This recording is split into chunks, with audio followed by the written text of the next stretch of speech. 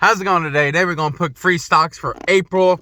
I'm going to make this one quick. For the most part, make sure you like, subscribe. I do this every month. I try to pick free stocks and I review them 6 months later or 3 months later or whatever I choose to. Almost a year later. These are 5 stocks for April, but that doesn't mean I'm going to buy them this month and then sell them. Actually, every single one of these ones I already own. Already, so maybe I could add to them. I think you guys could put them on your radar. I always do these and everything like that. And let's just get right into it. The first one is the big winner is the Trade Desk. The Trade Desk is one I'm looking at to add more. I already have a position in the Trade Desk. I think it's a great stock to own.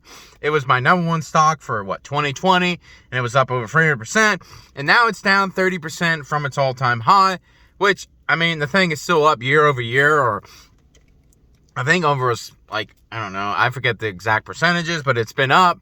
It was down there for a while. It was like 600. Now it's back up to 700, whatever. But I believe that the Trade Desk is still a winner. And I think 3 years from now, I think the Trade Desk will continue to be a winner.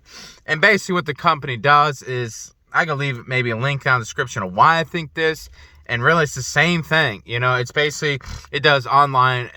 Basically, it does advertisement. That's how it makes its money. It doesn't advertise, but it connects. It uses software that helps companies kind of get online to think about all the ad revenue from, the internet. It's massive, and it's more efficient, and it's cheaper. So essentially, well, it's better and it's cheaper. Like I said, it's the Netflix effect. It's better than cable and it's cheaper. So it's like, yeah, that thing is gonna blow everything away, especially when Netflix first came out. Now there's competitors. Is Netflix better than all of them? Maybe, maybe not. It depends on your opinion, depends on your preference, I guess. Some people don't like it. They like Amazon or HBO or whatever, or the other services. But anyway, the Trade Desk is one. The only thing that kind of scares me is its high valuation. It does have a high valuation, but this thing is growing into a massive market. Think about all the advertisements done on Facebook, Google. Google and Facebook basically build their whole business on advertisement, and they're $1 trillion companies. Facebook will be $1 trillion company here soon, which I believe that's going to happen probably this year, especially at the rate it's going. Think about it. The Trade Desk is one that you want to put in your portfolio. The Trade Desk, I've said it a million times on my channel. It's probably my biggest winner, or maybe not biggest winner. I think Shopify takes that. But, this thing has went up. It's profitable. I could leave a link on the description to talk even more about it and dive depth, because I could go on and on and on about the Trade Desk and why it's a great company to own in your portfolio, especially if you're a growth investor like me. The Trade Desk is probably the number one investment. It's actually, Shopify is the number one, but I think Trade Desk is number 2 on my allocation percentage wise in my portfolio. And I'm not saying go all in on the Trade Desk, diversify. I think I have maybe about 20% of my money in the Trade Desk, just because it's went up so much. Not that's just by default. I think I only put 2 or 3%, but it was like at 50 or whatever it was then. So this thing's been a powerhouse ever since. But anyway, the next one is MasterCard. MasterCard, I always recommend this one. This is kind of my reopening play. Well, actually, the next 2 are kind of reopening plays. I think that are already kind of in the portfolio. They were already in the portfolio, and I was like, you know what? Everything's kind of reopening and all this, and everybody, that's kind of the trade or anything. And I don't really like to think short term. But these ones, both of these next ones, had a weak 2020. Their sales are actually down.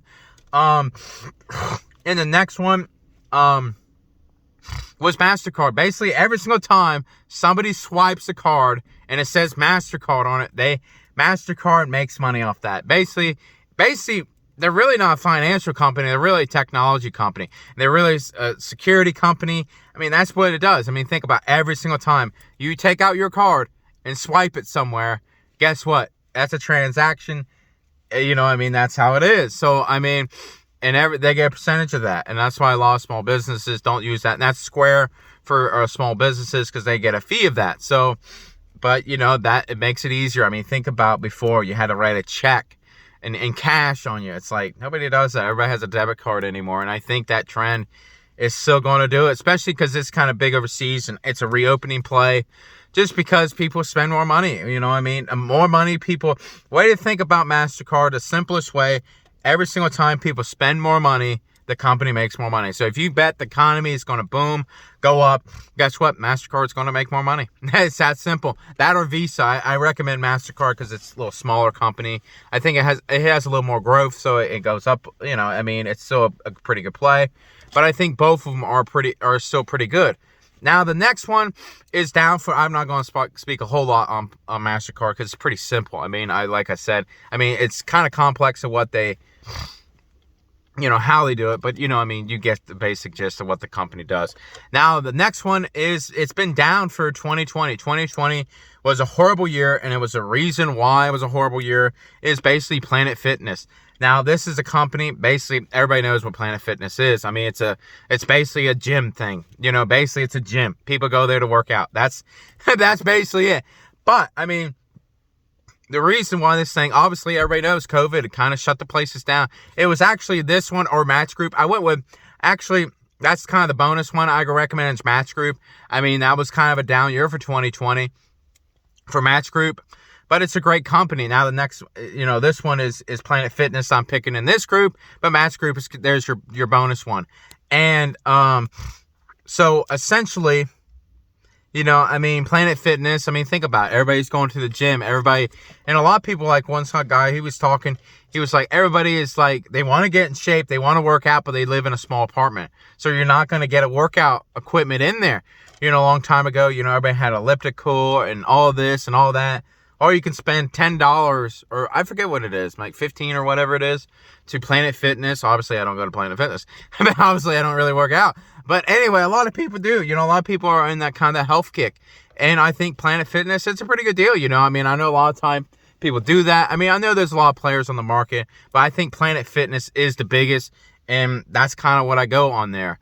And I don't think there's any other businesses that are I mean, Planet Fitness is kind of like, I think these gyms are big, you know. I mean, obviously this thing is growing like a weed. This thing was up, and it's one of these companies, nobody really thinks about it. Nobody thinks like, oh, Planet Fitness, but this thing's up, I think, over 300% or 500% in 5 years. I mean, this thing has been a monster winner, and nobody really talks about it. Nobody really go, oh, man, you got to get that Planet Fitness in your portfolio. They're talking about the Facebooks, the Amazon, but actually in the Netflix and all these other companies. But Planet Fitness is one of these companies. They just kind of have good numbers. They add more people. They open up new gyms. I mean, and they're pretty small. They're pretty small for the market they're going in. I mean, think about all the people that work out, and they work out at that gym. I mean, that's a massive market. And I'm not saying everybody go do it. And maybe there's competitors and stuff like that. And that's the thing. Pricing power. I mean, what can you, do there? I mean, I guess, and they're trying to do online. So, I mean, they're basically the leader of the gym, the world. So you're betting on reopening plays. I think gyms are going to be reopened, hopefully soon.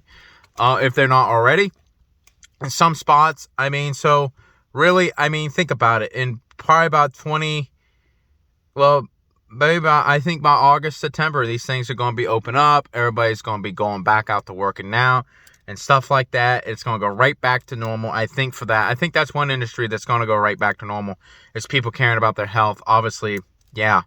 You know, that's one thing you really can't do at home unless you have a big house and stuff like that. But that's kind of inaccessible to somebody, you know, I mean, for somebody that has a small apartment. But anyway, that's my free picks for the month. I got kind of rambling there for a little bit. But anyway, it's the Trade Desk, MasterCard, and Planet Fitness is the free stocks of the month. And the bonus one is Match Group. But I always talk about that one. I just had a video that I talked about Match Group, how good it is. But anyway, make sure you like, comment, subscribe, and all that good stuff. And thank you for watching. Thank you.